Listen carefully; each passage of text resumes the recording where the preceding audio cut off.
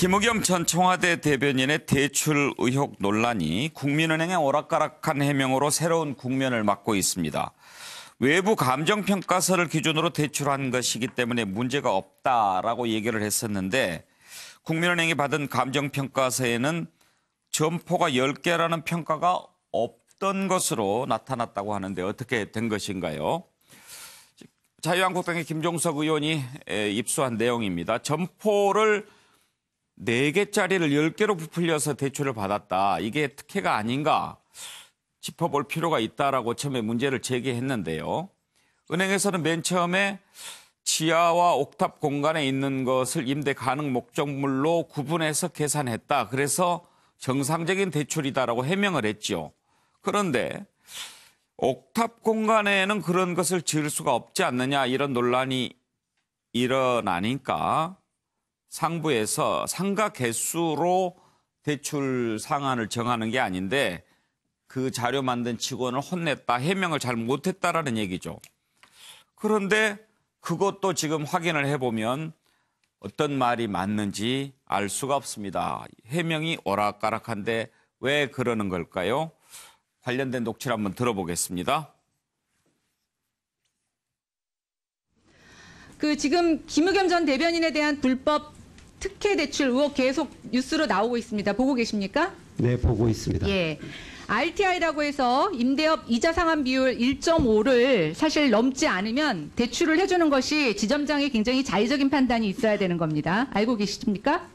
네, 그 부분에 대해서는 이미 은행 측에서 입장을 밝힌 것으로 알고 있습니다. 근데 은행 입장이 거짓말인 거 알고 계십니까? 아니면 은행이 특혜를 제공한 사실이 없다.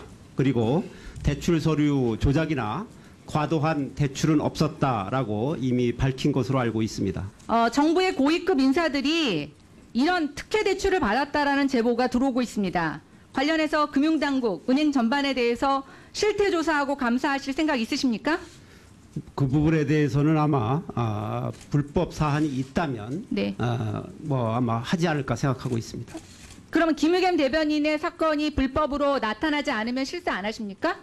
네, 그것은 저희가 판단할 일이 아닙니다. 불법 여부를 저희가 판단하지 않습니다.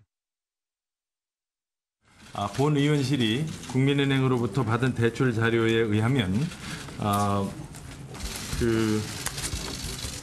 2층 상가 건물에는 10개의 상가가 입주 가능한 것으로 되어 있고 그것에 근거해서 월 525만 원의 임대료 수입이 가능한 것으로 추정 계산을 했습니다.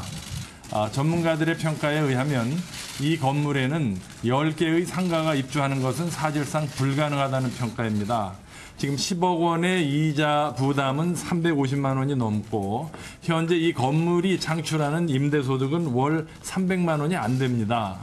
이런 상태에서 10억 원의 대출이 나갔고 그 대출 서류의 핵심 내용은 상가가 10개가 입주 가능하다는 가정하에 월 525만 원의 임대 수입이 가능하다고 해서 1.48의 소위 RTI, 즉 임대 수입 대비 이자 부담의 비율을 조작한 것으로 확인이 되었습니다. 김한규 변호사께 좀 물어보겠습니다. 대단히 죄송한 말씀인데 저는 들어도 무슨 말인지 잘 모르겠어요. 한번 정리를 해 주십시오. 지금 뭐가 어떻고 어떻다는 겁니까? 뭐가 아주 쉽게 말씀을 드리면은 이 상가를 이제 대출을 받을 때 보통 그 이자 부담을 제대로 할 수 있는가? 그러면 이게 가치 평가를 해야 되지 않겠습니까? 그러면 여기가 상가가 몇 개가 지금 임대를 줄 수 있고 이를 통해서 임대 수익은 얼마고 그리고 그러면 이제 대출 금액에 따라서 또 이제 이자가 부담해야 되지 않겠습니까? 이런 거를 다 조율을 해가지고 그럼 충분한 임대 수익이 전제해야 되지 않겠습니까? 그걸 전제로 그럼 이자를 얼마 낼 수 있다. 그럼 대출 금액이 나올 텐데. 근데 여기서는 지금 아직 지금 의혹 수준이니까 제가 어느 거 단정을 못 하겠지만 하여간 지금 의혹을 제기하는 한국당 측은 이 상가 자체에서 나올 수 있는 것이 이제 국민은행 측에서는 이제 10개 정도의 임차인들이 나올 수 있다. 그러면 그만큼 임대 수익이 많지 않습니까? 그래서 정상적인 대출이라고 국민은행 측은 밝히지만 지금 한국당 측에서는 이 상가 건물에서는 10개가 나올 수 없는 구조다. 구조다. 여기 나올 수 있는 게 4개, 5개 이렇게 나오기 때문에 그러면은 결국 임대 수익은 절반 수준으로 줄어들게 되어 있거든요. 그러면 이거는 부실 대출 또는 대출 서류를 조작한 거 아니냐.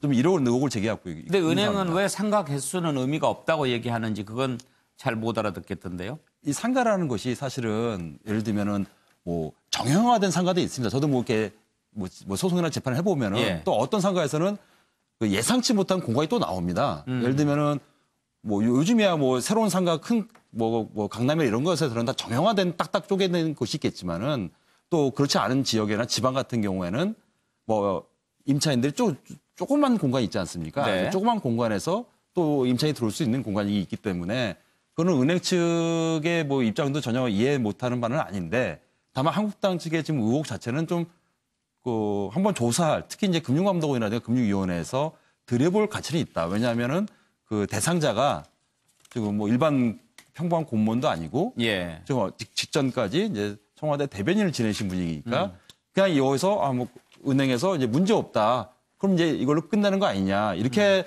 끝날 사안은 아닌 것 같습니다. 그러니까 이제 지금 자유한국당이 계속 문제를 삼는 것은 그것 아니겠습니까?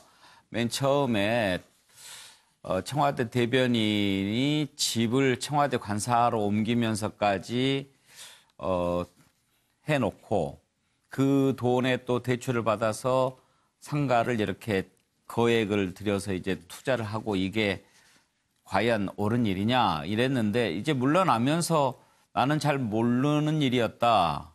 아내가 한 일이었다. 그렇게 얘기했는데 이제 계속 파보니까 고등학교 후배가 지점장으로 있는 은행에서 대출을 받고 그 과정에서 뭔가 또 특혜가 있고 불법이 있지 않았느냐 그렇게 의혹을 제기하는 거 아니겠습니까? 이게 당초는 이제 부동산 이게 뭐 투기 아니냐. 이 국민의 법 감정에 이게 정서상 맞냐. 네. 이런 어떤 정치적 문제로 이슈가 돼서 김의겸 대변인도 이제 사의를 표명하고 뭐 약간 이 해명 취지에 또 입장을 내지 않았습니까? 예. 여기서 끝날 사안이 아니다. 한국당은. 특히 한국당이 주장하는 것 중에서 저게 좀 쟁점인 것 같습니다. 결국은 이게 임대 수익을 과장한 거기 때문에 쉽게 말씀드리면 부실대출한 거기 때문에 결국은 그 부족한 부분은 이 김의겸 대변이라는 청와대 어떤 고위직 고위 공직자를 얼굴 보고 좀 대출한 거 아니냐. 더군다나 지점장과 대변인의 인적 관계가 있으니까 예. 결국은 그건 부실대출, 특혜대출이다. 그래서 지금 중앙지검도 지금 이거에 대해서 사건을 배당해서 지금 아마 뭐 검찰 수사도 본격화되지 않을까 봅니다. 그래요. 서종 변호사. 뭐 아예 대출 안 받으려고 했으면 몰라도 또 청와대 대변인으로 있으니까 신용도도 높고 뭐 그래서 대출을 잘 받을 수는 있었겠죠. 한마디로 이제 이거 좀 알아듣기 쉽게 예. 예를 들면 예.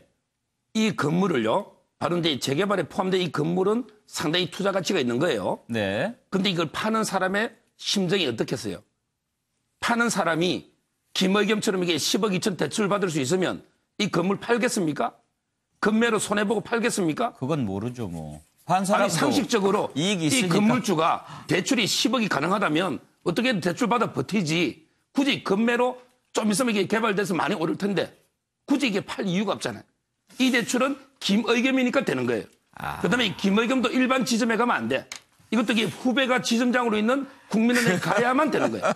저는 그래 봐요. 왜냐하면 이게 그 동네 지점에서도 정당하게 된다면 굳이 후배가 지점장 있는 대로 먼데 성산도까지 갈 필요가 있습니까? 자, 한번 보세요.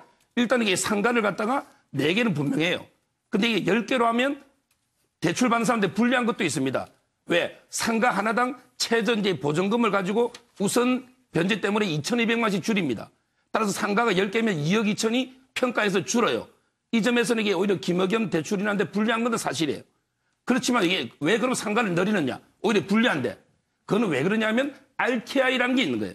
이게 강행 규정은 뒤됐지만 그때만 해도 금감원의 권고사항입니다. 예. 근데 은행이 권고를 안 따를 수 있습니까? 자꾸 강행이 아니라고 하지만 예. 권고사항이 사실상 강행 규정이고 RTI를 따를 수밖에 없는 거예요. 근데 이제 국민은행은 지금 보면은 나오지만 대출 당시의 RTI는 강제 규정은 아니었다고 하거든요. 금감원의 권고를 어느 은행이 거부합니까? 네. 그렇잖아요.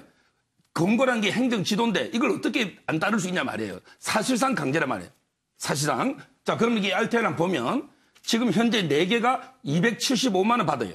예. 그렇죠? 근데 이 상가를 갖다가 개수는 중요한 게 아니에요. 그러면 금감원이 문제 있다고 보기가 어렵다라고 밝힌 것은 그럼 제가 이제 좀 설명을 드리고. 예. 그러니까 지금 4개 주요 상가가 275만 원 받아요.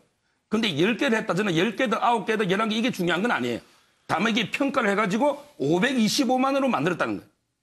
그럼 이게 예를 들어 지하 3개, 옥탑방은 불법이냐 논란도 있는데 평당 한 평, 쪼개면 한 평밖에 안 돼요.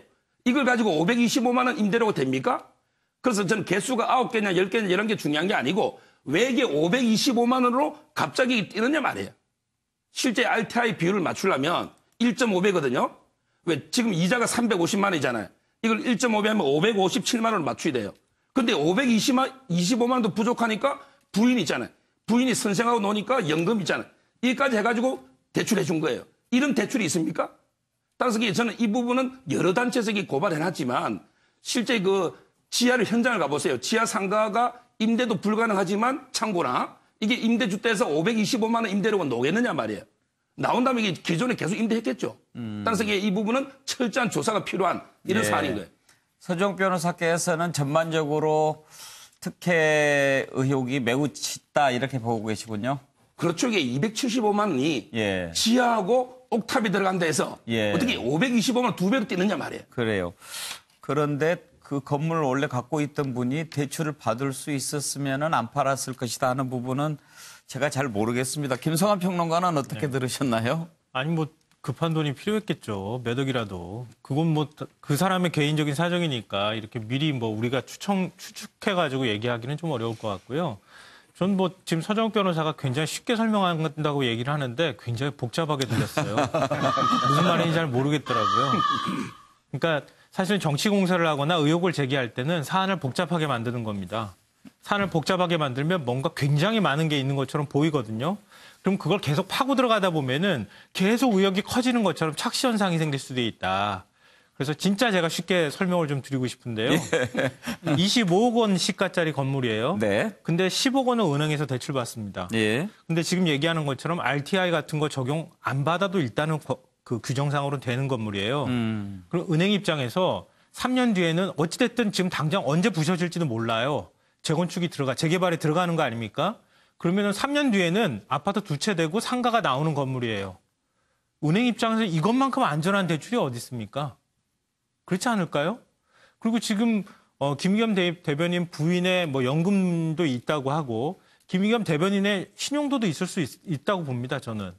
그러니까 은행 입장에서 이렇게 안전한 건물, 만약에 이자 제대로 못 갚으면은 바로 가압류 들어가서 처분해도 엄청난 이익을 더 볼 수 있는 이 건물에 대해서 이거 대출 안 해주는 게 오히려 바보 아니겠습니까? 예. 일반적인 대출 상례하고 비교해 봤을 때도 이게 무슨 엄청난 대출 비리가 있어서 이렇게 대출을 해준 것처럼 생각하는 것도 전 좀 쉽게 생각하면 이해가 잘 안 된다는 겁니다.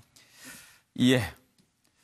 자, 어렵게 쉽게 다 설명을 해주셨습니다. 최수영 교수께서는 전반적으로 들어보셨을 때 어떤 생각이 드십니까? 저는 이제 여기 그 쓰기를 이제 칼 물고 뜀뛰기라고 썼습니다. 칼 물고 뜀뛰기. 아유, 위험한데요? 위험하죠. 예. 김의겸 대변인이 그렇게 한 겁니다. 칼을 물고 뜀을 띄웠어요. 그러니까 처음부터 관사에 입주할 때부터 가족을 데리고 들어가고 제가 보기에 그것은 대단히 계획을 하고 들어간 거죠. 그렇다면 본인은 추후에 이제 어떻게 내가 노후 보장을 할 것인지 이 집에 이런 계획들을 제가 보기에 다 미리 세워놓고 간 것이라고 보여지는데 그러면서 본인은 떠날 때 아내 핑계를 댔습니다. 우리가 상식적으로 사실 지방에서 고등학교를 나온 사람들이 서울에서 만날 때 참 그렇게 각별하게 만나거든요. 예. 그냥 그 지방에서 같이 고등학교를 다녔다는 동문이라는 점이 굉장히 크게 작용하는데 그럼 이제 그 동문을 아무 연고 없는 부인이 그냥 찾아갔다? 그것도 사실 설득력이 없는 겁니다. 그러니까 저는 이번 사안이 전체적으로 어쨌든 그 김의겸 대변인의 어떤 그 도덕적인 측면과 공직자로서의 윤리적인 측면이 엄청나게 처음부터 꼬인 겁니다. 그리고 지금 또 관사에서 나가지 않는다고 또 이렇게 지금 비난의 목소리가 나오지 않습니까? 처음부터 이게 하지 말았어야 할 일을 한 겁니다. 오늘 나갔답니다. 아까까지 들어오기 전까지는 안 나갔다고. 아까 운영위원회에서 네. 노영민 실장이 얘기를 했는데 그동안에 저는 이제 왜 안 나갔나 궁금했더니 이제 청와대 계셔서 잘 아시지만 어제 권혁기 관장이 그러는데 청와대에는 이렇게 사의를 표명한다고 그래도 바로 이렇게 나가는 게 아니라면서요. 뭐 이렇게 살펴볼 게 많다고 맞습니다. 그러대요. 들어가기도 어렵지만 나오기도 쉽지 않을까 봐요. 한 일주일가량 이제 뭐 쓰는 것도 많고 나가서 예. 보안각서도 있고 그렇습니다. 아무튼 오늘 나갔답니다. 어디로 갔는지는 모르지만. 그러니까 네. 저는 뭐 이제 나간 것에 대해서는 사실 나갈 집이 없어서 기다렸다고 생각하는데 본인은 처음서부터 굉장히 치밀하고 아주 계획적으로 이렇게 일을 시작한 겁니다. 그러니까 하지 말았어야 할 일을 한 거죠. 그러나 예. 어찌되었건 저는 사퇴했다고 해서 비리의 면죄부가 주어지는 것은 아닙니다. 지금 조사가 들어갈 수 있고 또 지금 여러 가지 고소가 또 얽혔다고 하니까 이 점에 대해서는 청와대가 명명백백히 밝혀줘야 합니다. 감춘다고 될 일이 아닙니다. 정우갑 의원, 이건 어떻게 해결해야 문제가 풀릴까요? 저는 방금 뭐 계획적이고 치밀하다는 것에 대해서는 그렇게 보질 않습니다. 예를 들면 이전에 이제 박수현 대변인이 관사가 있다 보니까 예. 대변인하고 굉장히 격한 그 업무잖아요. 경무죠. 경무이기 때문에 어떤 편의성 때문에 전 들어갔다고 보고 제가 좀 그 배경을 좀 이제 김 대변인 관련해서 좀 많은 분을 얘기하면 네. 2000년쯤에 집을 하나 살려고 그랬습니다. 사보려고 그 계약을 그 부인께서 했는데 예. 아니 무슨 놈의 빚을 내고 집을 사냐 해가지고 그걸 없애버렸어요. 그 이후에 값이 굉장히 폭등을 한 겁니다. 그 과정에서 계속 이제 집이 없다고 지냈던 거죠. 지낸 과정에서 제가 보건대 이번 과정에서 김의겸 대변인이 부인의 일이라는 게 무슨 의미냐 하면은 예를 들면 청와대 현직 대변인으로서 자기가 그것을 계약을 하겠다? 상식적으로 그거는 판단 그렇게 할 수는 없습니다. 그러니까 부인은 분명히 그런 판단을 했을 거예요. 이것을 하면 제가 보기에 자기가 보기에 판단해서 이거 괜찮은 물건인데 이걸 한다고 그러면 남편이 찬성하겠습니까? 그래서 저는 선 행동을 했다고 봅니다. 근데 예. 계약금이 2억 5천인데 이걸 되돌릴 수가 없죠. 보통 2배의 계약금을 물어줘야 되는데 그러다 보니까 그 절차상에 나중에 뭐 대출도 알아보고 하면서 여러 가지가 전개됐다고 저는 봅니다. 제가 쭉 들은 바로 어떤 그런 식의 전개지 그게 무슨 계획성 이건 아니었던 것 같고 그럼에도 불구하고 물론 김의겸 대변인의 행동에 대해서 제가 뭐 잘 됐다 이런 얘기를 하는 게 아닙니다. 그건 분명히 잘못됐죠. 대변인으로서는 엄격해야 되고 더군다나 그런 오해를 살 행동을 해서는 안 되는 거죠. 대통령에 부담을 준 건데.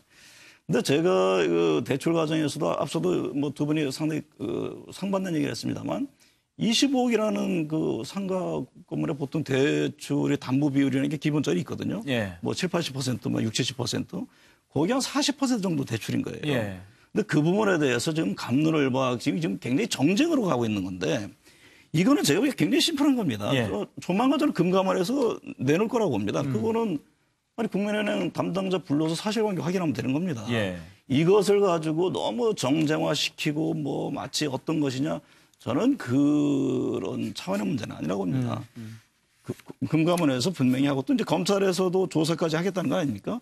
그 부분에 대해서 지켜보고 거기에 대해서 정말 위법사항이 있으면 그에 대해 합당한 처벌을 하면 되는 것이지 이게 예. 마치 추론과 뭐 추정 가지고 그 정말 파렴치범처럼 이렇게 몰고 가는 그런 것들은 조금 지금 상황에서 적절치 않다고 봅니다.